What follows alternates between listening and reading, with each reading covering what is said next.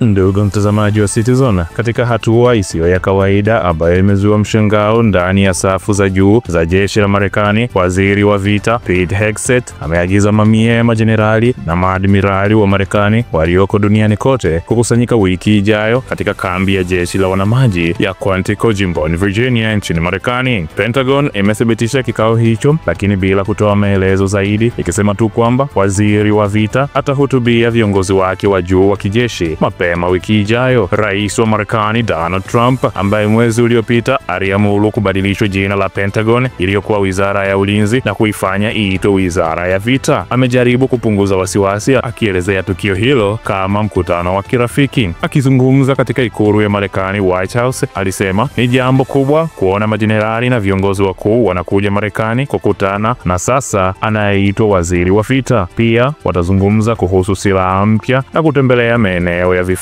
Itakuwa ni tukio kubwa. Lakini ndani ya Pentagon, maafisa wa ulinzi wanasema agizo hili limewashangaza, likivuruga ratiba na kuwalazimisha makamanda walioko vitani kufanya safari za ghafla. Wengine wanaona hatua hiyo ingeweza kufanywa kwa njia ya mawasiliano ya siri badala ya kuwaita wote sehemu moja. Hegseth, ambaye ni afisa wa zamani wa jeshi la Marekani na mchambuzi wa zamani wa Fox News, ameendesha mageuzi makubwa katika uongozi wa jeshi tangu wengi madarakani. Amewaondoa zaidi maafisa wakuu 12, akiwemo mmoja ya wakuu wa majeshi ya Marekani General Charles Kirby Jr. na mkuu wa jeshi la wanamaji Admiral Lisa Francetti, huku akipunguza idadi ya majenerali wa nyota 4 kwa 20%. Kauli yake kuu ni majenerali na maadmirali wengi sio sawa na mafanikio zaidi. Kikao hiki kinakuja muda mfupi baada ya Pentagon kukamilisha mapitio mawili makubwa ya sera, yakiwemo mkakati mpya wa ulinzi wa taifa unaohamisha kipaumbele kutoka kupambana na China na kwenda kulinda usalama wa ndani na masilahi katika bara la Amerika. Wachambuzi wanasema Hegseth anaweza kutumia mkutano wa Quantico kueleza sera yake ya majenerali wachache wanajeshi zaidi.